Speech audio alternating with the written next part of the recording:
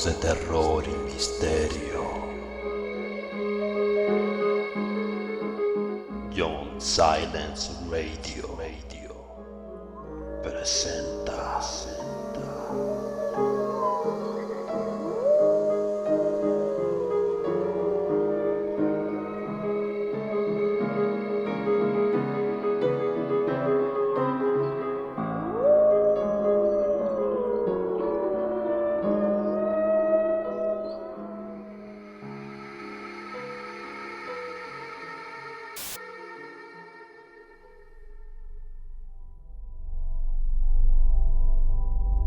La lectura de este relato está dedicada a Carlos y Jochebed Frost, grandes amigos, a los cuales les tengo mucho cariño, respeto y admiración. Gracias por su amistad.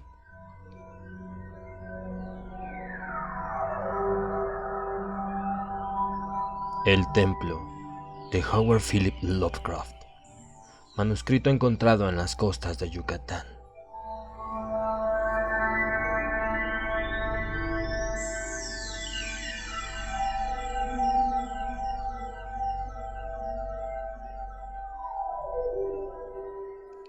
Yo, Karl Heinrich Graf von Albert-Ehrenstein, capitán de corbeta de la Armada Imperial Alemana y al mando del submarino U-29, el día 20 de agosto de 1917, deposito esta botella y este informe en el Océano Atlántico, en una situación que me es desconocida, pero que probablemente ronda los 20 grados de latitud norte y los 35 de longitud oeste, averiado en el fondo del océano.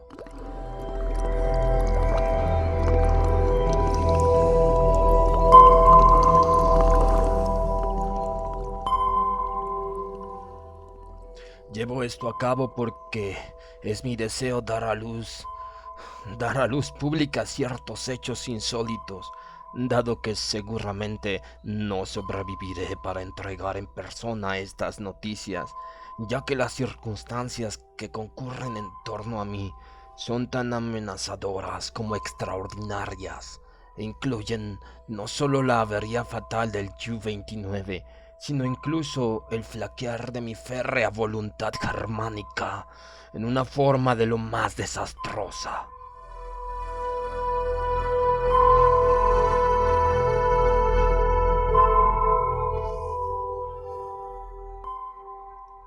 En la tarde del 18 de junio, tal y como comunicamos por radio al U-61 que se dirigía a Kiel, torpedeamos al carguero británico Victory, que se dirigía de Nueva York a Liverpool en latitud 45 y longitud 28-34 minutos oeste, permitiendo a la tripulación embarcar en sus botes para obtener una buena filmación con destino a los archivos del almirantazgo.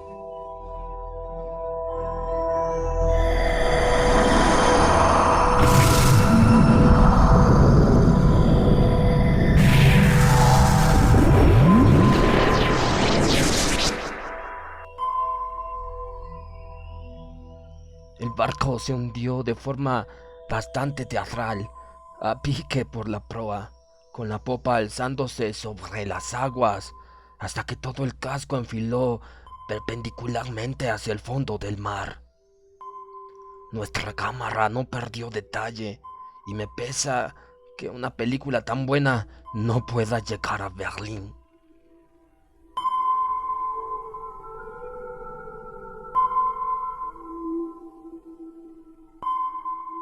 Después hundimos a cañonazos los botes salvavidas y nos sumergimos.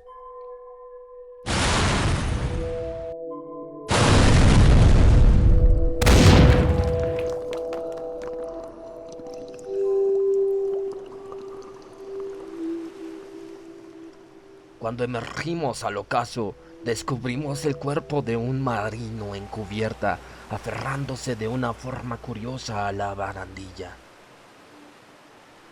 El pobre hombre era joven, bastante moreno y muy agraciado, seguramente griego o italiano y con certeza tripulante del Victory. Sin duda había buscado refugio en la misma nave que se había visto forzada a destruir la suya.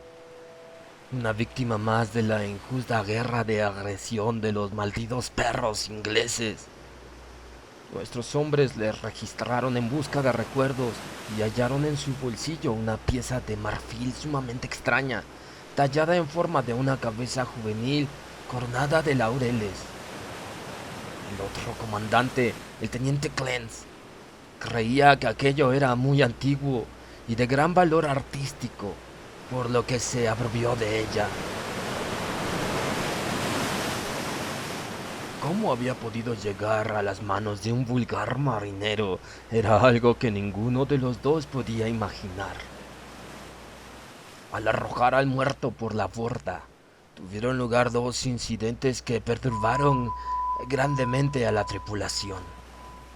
Los hombres le habían cerrado los ojos, pero al desprenderlo de la barandilla, estos se abrieron y muchos sufrieron la extraña ilusión de que miraban fijamente y en son de burla a Schmidt y Zimmer, que se hallaban inclinados sobre el cadáver.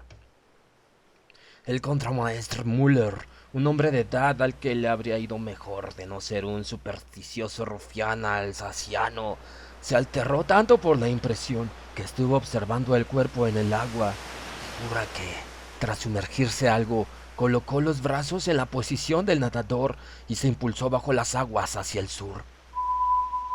Tanto a Clance como a mí nos desagradaron tales muestras de ignorancia campesina y reprendimos severamente a los hombres, sobre todo a Müller.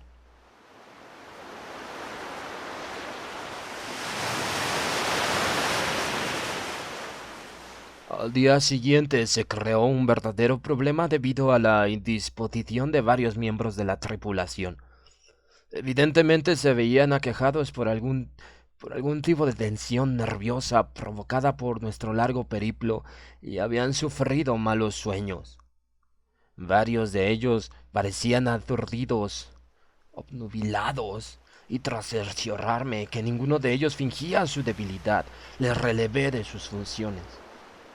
El mar se hallaba bastante picado, así que bajamos a una profundidad donde las olas nos resultaran un problema menor.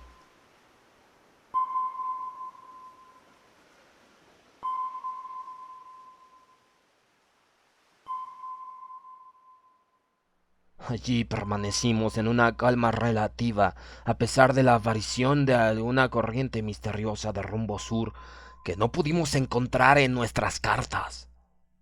Los gemidos de los enfermos resultaban positivamente fastidiosos, pero ya que no parecían desmoralizar al resto de la tripulación, nos abstuvimos de tomar medidas drásticas. Teníamos la intención de permanecer en aquella posición e interceptar al buque de línea Dacia, consignado en la información recibida de nuestros agentes de Nueva York.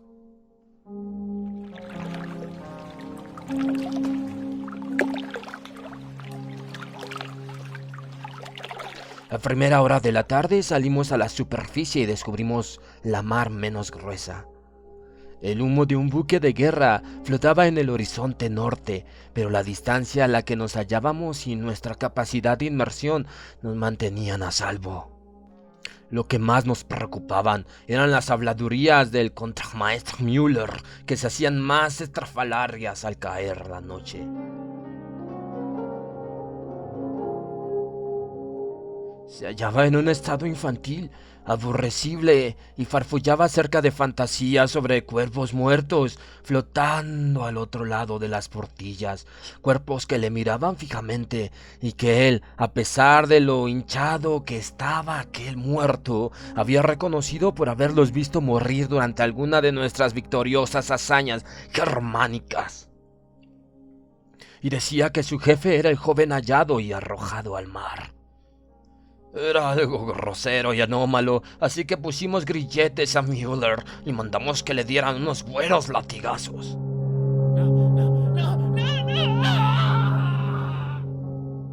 Los hombres no se mostraron muy conformes con tal castigo, pero la disciplina es fundamental. Incluso rechazamos la petición de un comité encabezado por el marinero Zimmer, que pedía que la curiosa cabeza tallada en marfil fuera arrojada al mar. El 20 de junio, los marineros Baum y Smith, que habían caído enfermos el día antes, se volvieron locos, furiosos. Sentí que no hubiera ningún médico entre nuestros oficiales, ya que las vidas alemanas resultaban preciosas, pero los constantes desvaríos de ambos acerca de una terrible maldición eran de lo más dañino para la disciplina, así que hubimos de tomar una decisión severa. La tripulación encajó este hecho de forma sombría, aunque eso pareció apaciguar a Mueller, que de ahí en adelante no volvió a dar problemas. Le liberamos por la tarde y volvió en silencio a sus ocupaciones.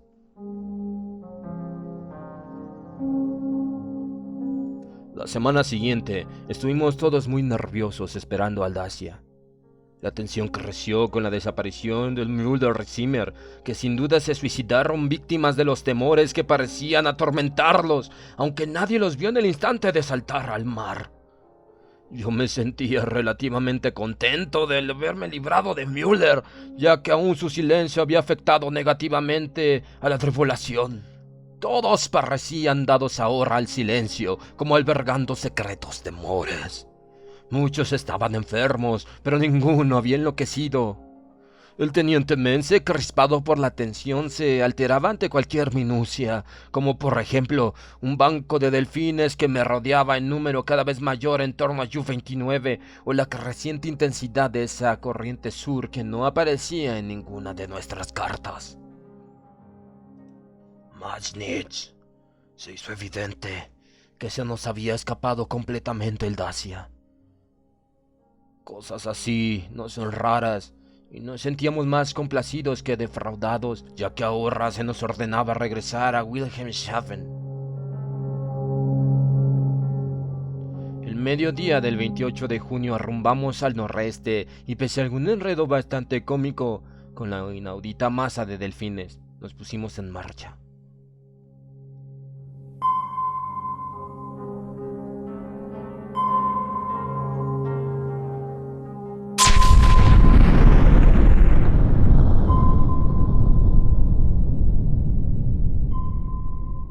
La explosión en la sala de máquinas a las 2 de la tarde nos tomó completamente desprevenidos. No se había descubierto ningún defecto en de las máquinas o negligencia de los hombres, pero aún así, sin previo aviso, la nave se vio sacudida de punta a punta por una explosión colosal. El teniente Klein se abalanzó hacia la sala de máquinas, descubriendo que el depósito de combustible y la mayor parte de la maquinaria estaba destrozada. Asimismo, los maquinistas Wright y Schneider habían resultado muertos en el acto.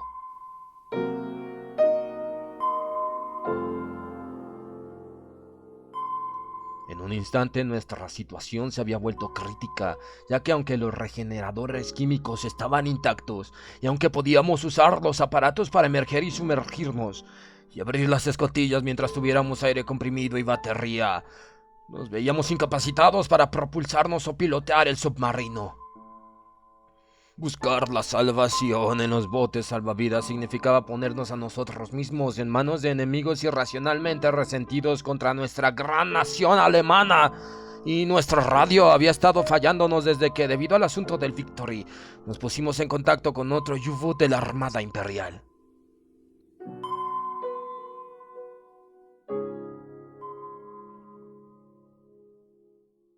Desde la hora del accidente hasta el 2 de julio, derribamos constantemente hacia el sur, sin hacer ningún plan ni encontrar nave alguna. Los delfines todavía rodeaban el barco, una circunstancia digna de reseñar, habida cuenta de la distancia recorrida. En la mañana del 2 de julio avistamos un buque de guerra que enarbolaba colores estadounidenses, y los hombres se agitaron deseosos de rendirse. Al final, el teniente Kleins hubo de usar su arma contra un marinero llamado Truff, que incitaba a tal acto antigermánico con especial virulencia. Eso. Eso apaciguó de momento a la tripulación y nos sumergimos sin ser avistados. Durante la tarde siguiente, una gran bandada de aves marinas llegó desde el sur y el mar comenzó a tornarse amenazador.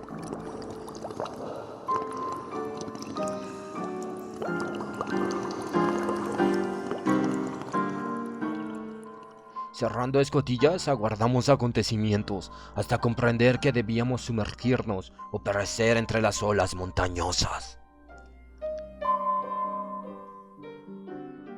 La electricidad y la presión de aire menguaba e intentábamos evitar cualquier uso innecesario de nuestros escasos recursos mecánicos, pero en este caso no había opción.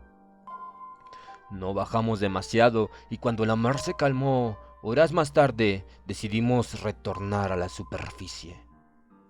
Aquí, no obstante, surgió un nuevo contratiempo, ya que la nave no respondió nuestra guía, a pesar que todos los esfuerzos realizados por los mecánicos eran grandes. Según cundía el pánico entre los hombres atrapados en esa prisión submarina, algunos de ellos comenzaron a murmurar contra la imagen de marfil del teniente Clance, pero la visión de una pistola automática les aplacó. Tuvimos ocupados a los pobres diablos, tanto como pudimos, trasteando entre la maquinaria, aunque bien sabíamos que todo eso era inútil. Clance y yo solíamos turnarnos para dormir, y durante mi periodo de sueño, sobre las 5 de la mañana del 4 de julio, se desató abiertamente el motín.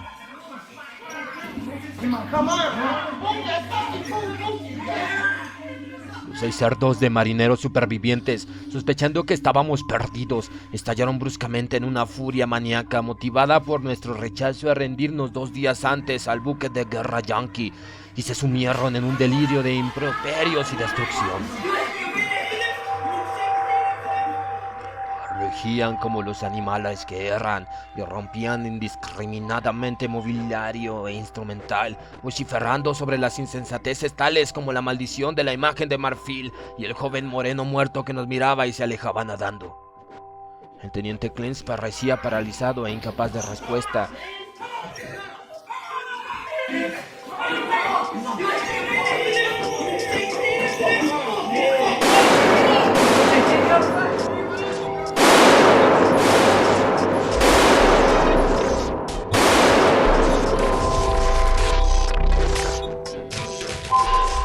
Maté a los 6 hombres, pues fue necesario, y me aseguré que no sobreviviera ninguno.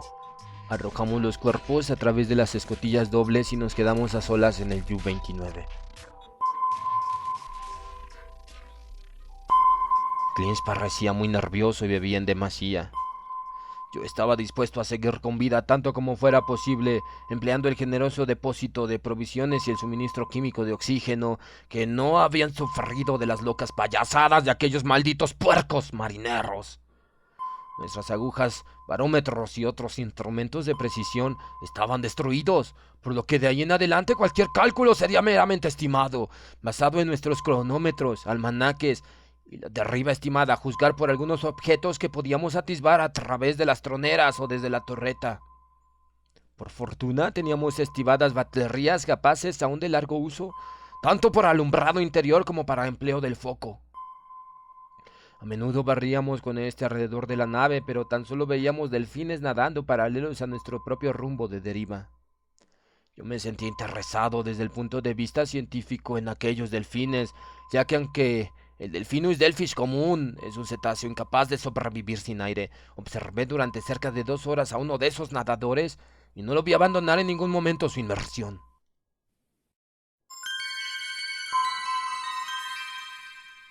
Con el tiempo, Clance y yo llegamos a la conclusión de que seguíamos derribando hacia el sur, sumergiéndonos más y más. Reparando en la fauna y flora marina, leímos mucho al respecto en los libros que yo me había llevado conmigo para los ratos de ocio.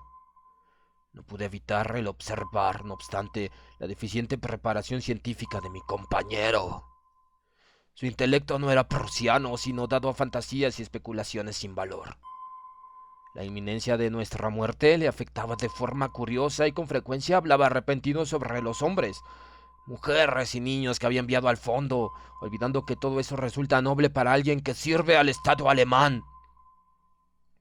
Al cabo comenzó a desvariar, ostensiblemente observando durante horas su imagen de marfil y tramando fantásticas historias acerca de cosas perdidas y olvidadas bajo el mar.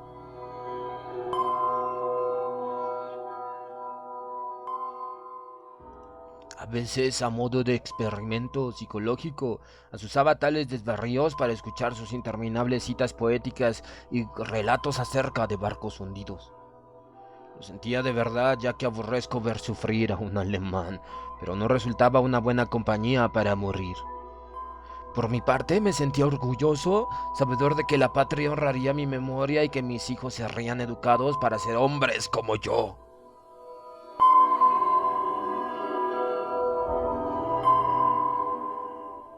El 9 de agosto vislumbramos el suelo del océano y con el foco lanzamos sobre él un potente rayo. Se trataba de una vasta planicie ondulante, cubierta en su mayor parte de algas y salpicado por las conchas de pequeños moluscos. Aquí y allá había fangosos objetos de formas inquietantes, festoneados de algas e incrustados de percebes que Klein supuso antiguos buques hundidos. Algo lo alteró. Un pico de sólida materia sobresaliendo del lecho del océano en torno a 1 metro, con alrededor de medio metro de ancho, lados planos y suaves superficies superiores que convergían en ángulo sumamente obtuso. Yo dije que aquel pico debía tratarse de un afloramiento rocoso, pero Clens creía haber visto tallas en su superficie. Tras un momento comenzó a temblar y apartó la vista como si tuviese miedo, aunque sin dar otra explicación, de que se sentía sobrecogido ante las dimensiones, oscuridad, lejanía, antigüedad y misterio de los abismos oceánicos.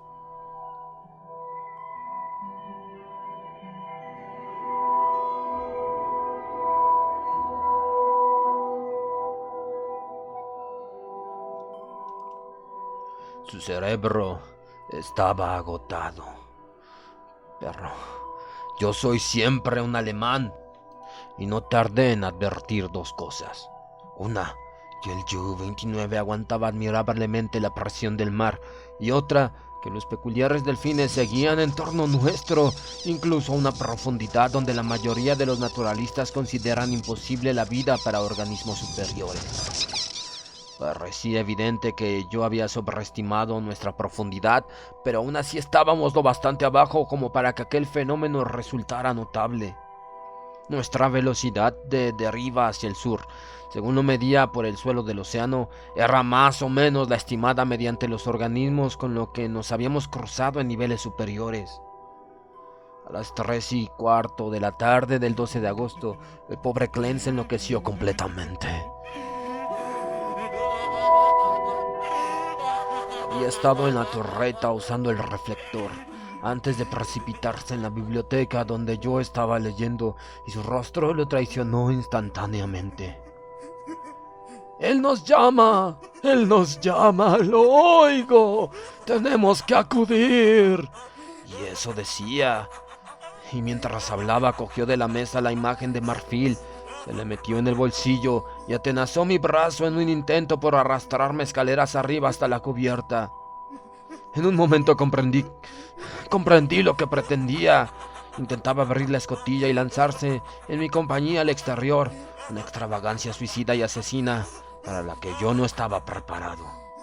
Cuando retrocedí y traté de apaciguarlo, se volvió aún más violento.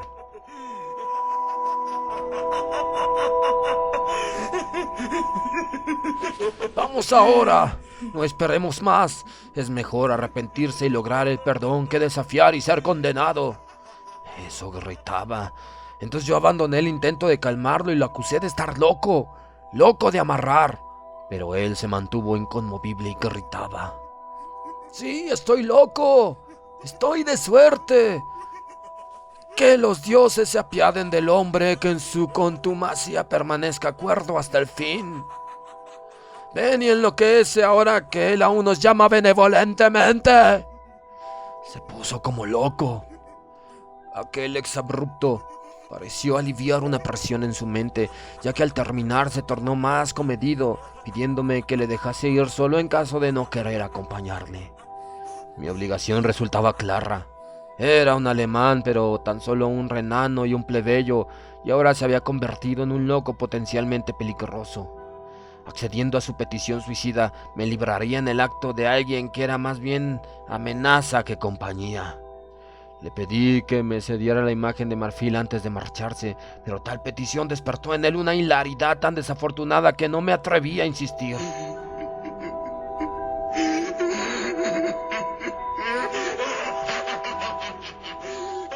Entonces le pregunté si deseaba dejar algún recuerdo o un mechón de cabello con destino a su familia en Alemania, pero si se daba el caso de que yo fuera rescatado, pues podía dárselo. Pero de nuevo volvió a reírse.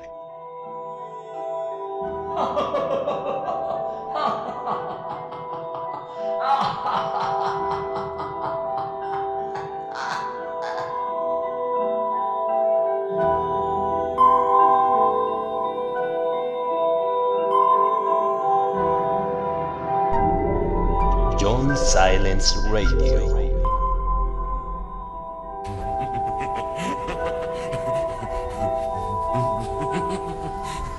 Era una extraña risa. Así que mientras él subía la escalerilla, yo acudí a las palancas y guardando el pertinente intervalo, accioné la maquinaria que le envió a la muerte.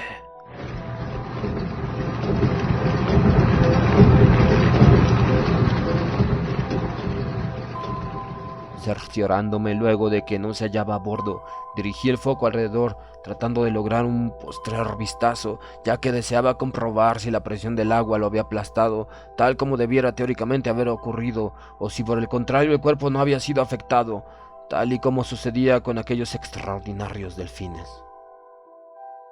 No logré de todos modos localizar a mi finado compañero, ya que los delfines se apelotonaban en gran número en torno a la torreta.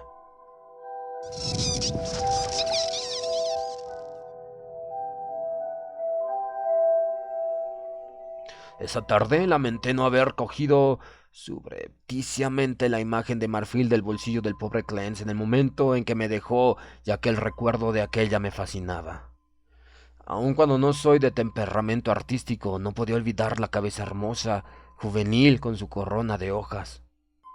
Sentía bastante no tener con quién conversar. Clance, aún no estando a mi altura intelectual, era mucho mejor que nada. Y esa noche no dormí bien, y me preguntaba cuándo llegaría exactamente el fin. Desde luego tenía muy pocas posibilidades de ser rescatado.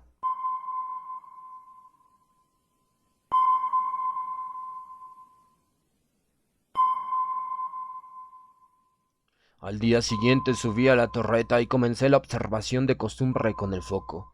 Hacia el norte el panorama era similar al de los 4 días que habíamos tardado en alcanzar el fondo, pero noté que la deriva del submarino resultaba menos rápida.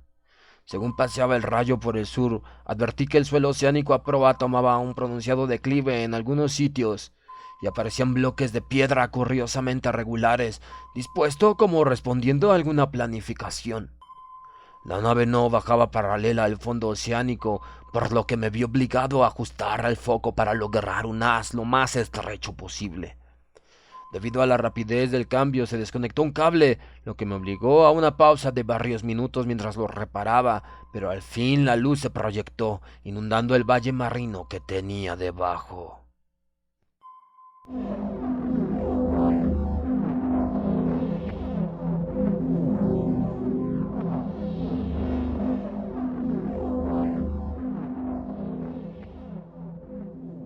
No soy dado a emociones de ninguna especie, pero mi asombro fue mayúsculo al contemplar lo que había desvelado el resplandor eléctrico. Y sin embargo, estando empapado de la mejor cultura prusiana, no debía asombrarme, ya que la geología y la tradición nos hablan sobre tremendas conmociones en áreas oceánicas y continentales.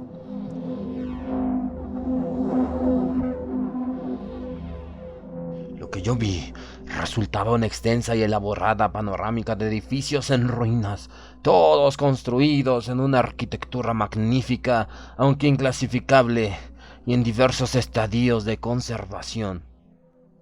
La mayor parte parecía de mármol, resplandeciendo blanquecino bajo los rayos del proyector, y el plano general resultaba el de una gran ciudad al fondo de un valle angosto, con gran número de templos y villas diseminados por las escarpadas laderas.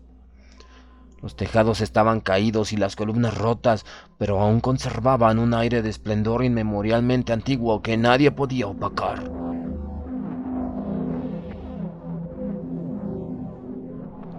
Enfrentado al fin con esa Atlántida que yo previamente consideraba un mito total, ahora era el más ávido de los exploradores.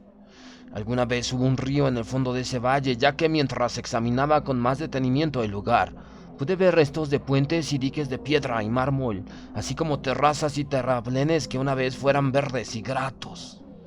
En mi entusiasmo me volví casi tan tonto como el pobre Clance y tardé un rato en advertir que la corriente de rumbo sur había por fin cesado, permitiendo al U-29 bajar lentamente sobre la ciudad submarina, tal y como un aeroplano desciende sobre una ciudad en las tierras emergidas.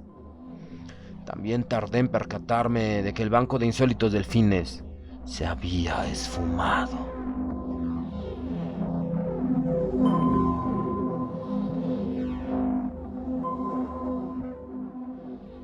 En un par de horas, la nave fue a descansar sobre una plaza pavimentada cerca de la pared rocosa del valle. A un lado podía ver toda la ciudad descendiendo desde la plaza a la antigua orilla del río.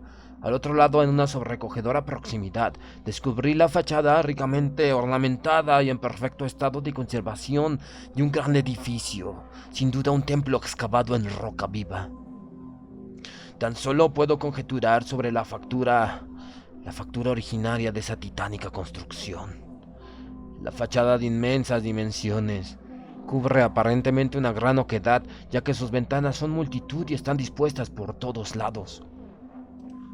En el centro bosteza un gran pórtico al que se accede mediante una imponente escalinata y se halla circundado por exquisitas tallas semejantes a escenas de bacanales en relieve. Ante ellos se encuentran grandes columnas y frisos, ambos decorados con esculturas de belleza inexplicable, obviamente representando idílicas escenas pastorales y procesiones de sacerdotes y sacerdotisas portando extraños objetos ceremoniales en honor de un dios radiante. El arte es de la más asombrosa perfección, con concepciones impregnadas de helenismo, aunque curiosamente particulares. Emana una sensación de antigüedad tremenda, como si se tratase de más remoto y no del más cercano antecesor del arte griego. No tengo duda de que cada detalle de este masivo edificio fue labrado de la roca viva de nuestro planeta en la ladera de la colina. Es evidentemente parte de la muralla del valle, aunque cómo pudo ser el inmenso interior alguna vez excavado no puedo ni imaginarlo. Quizás su núcleo estuviese formado por una caverna o por una serie de ellas. Ni la edad ni su estado sumergido han corroído la prístina belleza de este sobrecogedor templo, ya que de un templo debe tratarse, y hoy, tras miles de años, reposa con toda su belleza inviolable, y en la noche el silencio sin fin del abismo oceánico.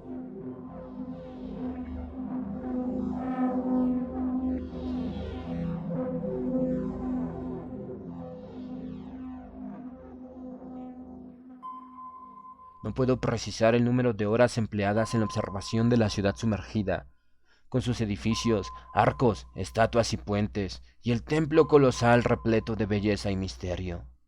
Aunque sabía que se me aproximaba la muerte, me consumía la curiosidad y paseaba alrededor el rayo del proyector en ansiosa búsqueda.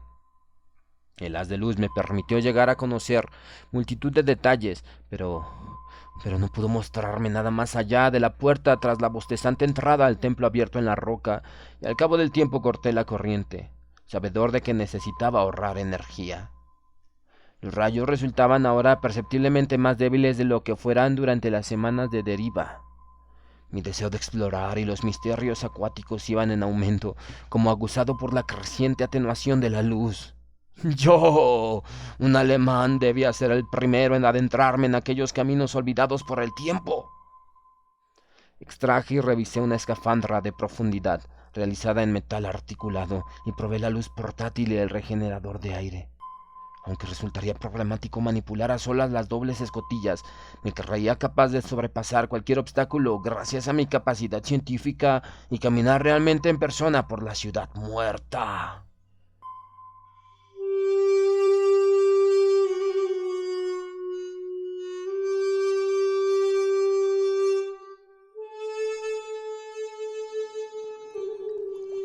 El 16 de agosto efectué una salida del U-29 y me abrí paso dificultosamente a través de las calles llenas de ruinas y fango hacia el antiguo río.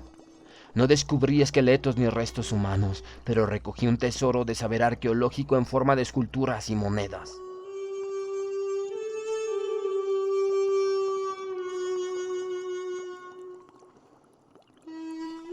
De todo esto no puedo hablar ahora, excepto para proclamar mi temor ante una cultura que se hallaba en la cúspide de la gloria cuando los cavernícolas vagaban por Europa y el Nilo corría inexplorado hacia el mar. Otros de la mano de este manuscrito, si finalmente llega a ser encontrado, podrán desvelar misterios que yo tan solo alcanzo a vislumbrar.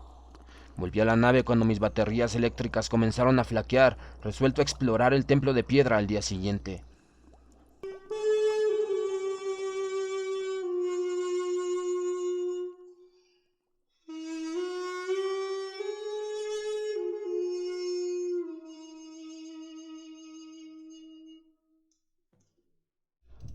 El 17. Cuando mi impulso de penetrar en el misterio del templo se hacía más y más acuciante, sufrí una enorme decepción, ya que descubrí que los materiales necesarios para recargar la luz portátil habían resultado destruidos durante el motín de aquellos puercos en julio. Mi indignación no conoció límites, aunque mi sensatez alemana me precavía contra aventurarme sin medios en un interior completamente a oscuras, que podía resultar la madriguera de cualquier indecible monstruo marino o un laberinto de corredores de entre cuyos recovecos nunca lograría salir. Todo cuanto podía hacer era volver el vacilante foco del U-29 y a su luz subir los peldaños del templo y estudiar las tallas exteriores. El haz de luz entraba por la puerta en ángulo ascendente y yo escudriñé esperando atisbar algo, pero todo fue en vano. Ni siquiera el techo era visible y aunque subí un peldaño o dos hacia el interior tras probar con un bastón el suelo, no me atreví a continuar. Además, por primera vez en mi vida, experimenté esa emoción llamada miedo.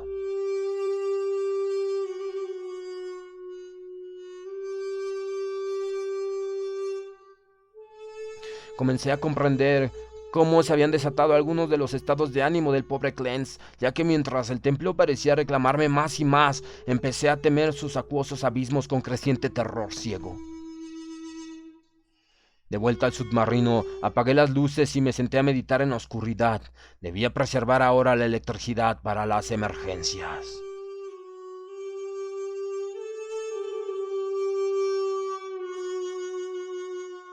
El sábado 18 lo pasé en total oscuridad, atormentado por pensamientos y recuerdos que amenazaban con vencer mi germánica voluntad. Clint se había vuelto loco y había muerto antes de alcanzar ese siniestro resto de un pasado inconcebiblemente remoto y me había instado a marchar con él. Había en efecto preservado el destino, mi razón, solo para arrastrarme irremisiblemente a un fin más temible e inconcebible de lo que cualquier hombre pudiera soñar. Claramente mis nervios estaban sometidos a una gran tensión y yo debía librarme de esas aprehensiones propias de un hombre más débil. No pude dormir durante la noche del sábado y encendí las luces sin pensar en el porvenir. Resultaba deplorable que la electricidad no fuese a durar tanto como el aire y las provisiones. Retomé mis ideas de suicidio y revisé mi pistola automática. Hacia la mañana debí dormirme con las luces encendidas, ya que cuando desperté ayer en la oscuridad fue para encontrarme con las baterías agotadas. Encendí varias cerillas una tras otra y lamenté desesperado la imprevisión que me había llevado a malgastar las pocas velas que portábamos.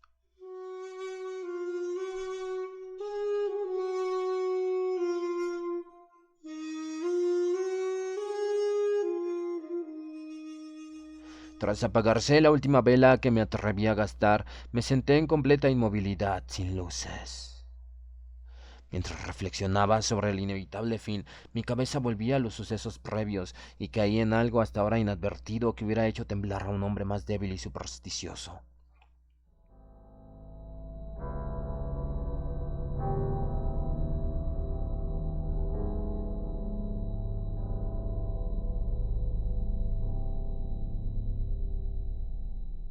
La cabeza del dios radiante de las esculturas del templo de piedra es la misma que la pieza tallada en marfil que tenía el marinero recogido del mar y que el pobre Glenn se llevó de vuelta nuevamente al océano. Me sentí un poco estremecido ante tal coincidencia, pero no aterrado.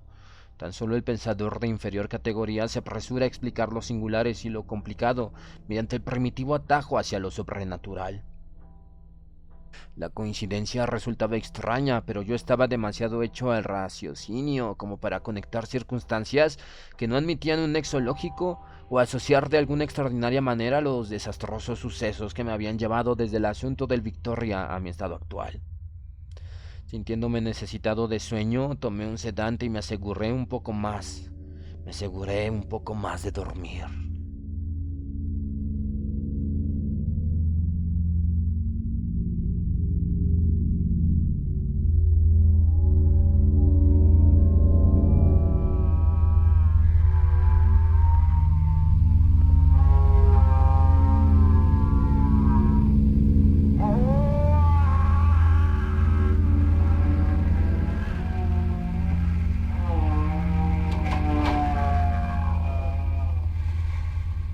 Mi estado nervioso quedó de manifiesto en mis sueños, ya que creí escuchar gritos de gente ahogándose y ver rostros muertos apretujados contra las troneras de la nave.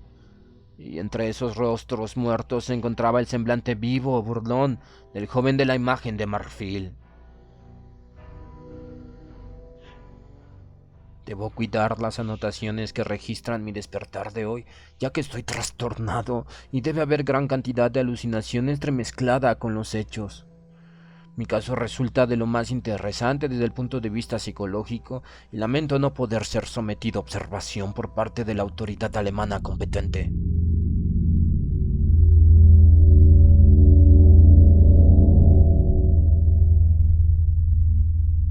Al abrir los ojos, mi primera sensación fue la de un invencible deseo de visitar el templo de piedra, una ansia que crecía a cada instante, aunque automáticamente yo trataba de resistirme mediante las emociones del miedo que obraban en contra mía.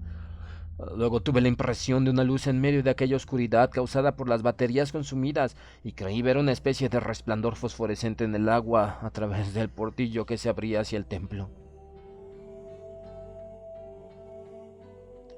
Eso despertó mi curiosidad, ya que yo no sabía de ningún organismo abisal capaz de emitir la luminiscencia. Pero antes de poder investigar, me llegó una tercera impresión que a causa de su irracionalidad me provoca serias dudas sobre la objetividad que cualquier cosa que puedan registrar mis sentidos.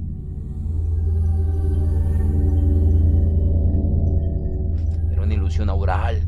Una sensación de sones rítmicos y melodiosos como una especie de cántico o himno coral salvaje, aunque era agradable. Convencido de mi aberración psicológica y nerviosa, encendí algunas cerillas y tomé una exorbitante cantidad de solución de bromuro sódico que parecía calmarme hasta el punto de disipar la ilusión de sonido. Pero persistía la fosforescencia y tuve dificultades para contener el pueril impulso de acercarme a la portilla y buscar su fuente. Resultaba horriblemente real y pronto pude descubrir con su ayuda los objetos familiares que me rodeaban, así como el vaso vacío del bromuro sódico del que no tenía ni previa impresión visual ni idea sobre su posición actual. Esta última circunstancia me hizo reflexionar y crucé la estancia para tocar el vaso. Se hallaba en efecto en el lugar donde me parecía verlo. Ahora ya sabía que la luz era lo bastante real o parte de una alucinación tan fija y persistente que no podía esperar a que se esfumase, así que abandonando toda reticencia subí a la torreta para buscar la fuente luminosa. Sería quizá otra nave brindándome una posibilidad de rescate. Es comprensible que el lector no acepte nada de cuanto sigue como verdad objetiva, ya que los hechos suponen una transgresión de la ley natural, siendo necesariamente creaciones subjetivas e irreales de mi mente trastornada. Cuando llegué a la torreta descubrí que el mar estaba en un estado muy apartado de la luminosidad que yo esperaba. No había fosforescencia animal o vegetal en las cercanías, y la ciudad, bajando hasta el río, resultaba invisible en la oscuridad. Lo que vi no era espectacular, ni grotesco o terrorífico, pero ahuyentó el último vestigio de confianza en mi propio raciocinio, ya que la puerta del templo submarino, abierto en la colina rocosa, se veía brillantemente alumbrada con un resplandor titilante, como el de una gran llama ceremonial encendida en sus profundidades. Los sucesos posteriores resultan caóticos. Mientras contemplaba las puertas y ventanas tan extraordinariamente iluminadas, comencé a sufrir las más extravagantes visiones tan extravagantes que no me atrevo ni aún a consignarlas.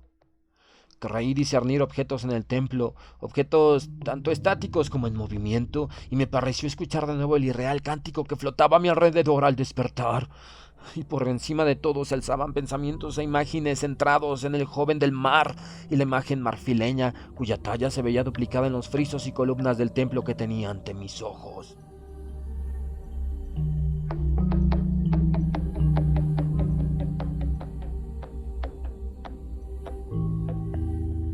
Pensé en el pobre Clance y me pregunté si su cuerpo descansaría con la imagen que se llevó al mar.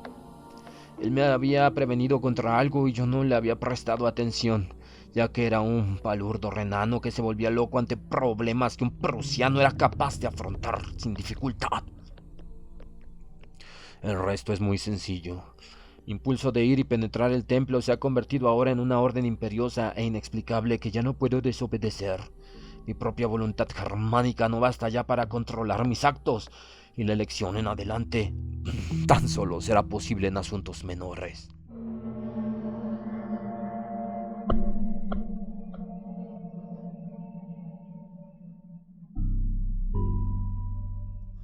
Tal locura es la que condujo a mi compañero a su muerte, acudiendo a cabeza descubierta y sin protección al océano.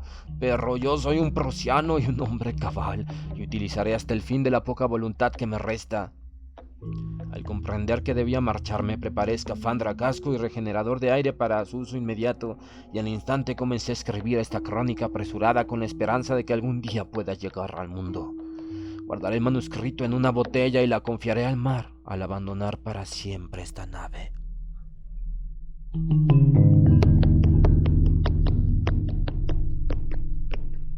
No tengo miedo de nada, ni siquiera de las profecías del enloquecido Clance. Lo que he visto no puede ser real, y sé que este trastorno de mi propia voluntad tan solo puede llevarme a la muerte por asfixia una vez que se me agote el aire. La luz del templo es una completa ilusión y moriré sosegadamente como un alemán en las oscuras y olvidadas profundidades.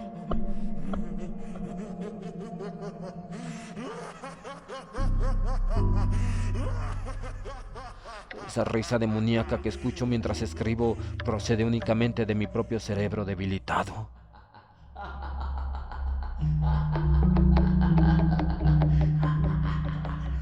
Así que me colocaré meticulosamente la escafandra y ascenderé resuelto los peldaños que conducen a ese santuario primigenio, ese silencioso enigma de las aguas insondables y los años olvidados.